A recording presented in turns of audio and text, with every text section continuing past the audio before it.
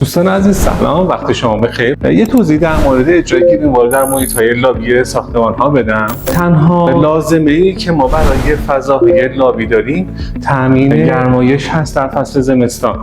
حتی اگر که پیشبینی ورودی و خروجی آب نشده مانعی نداره، حتی اگر که نور طبیعی نداریم مانعی نداره.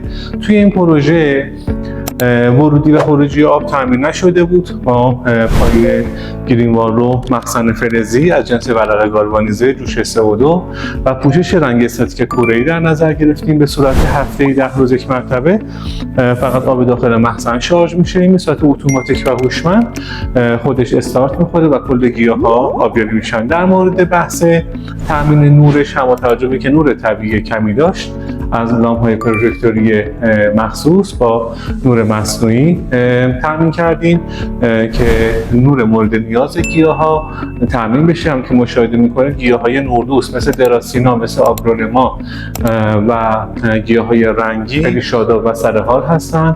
بعد از گذشت حدود 3 سال از اجراش و مشکل خاصی ما برای این پروژه نداشتیم.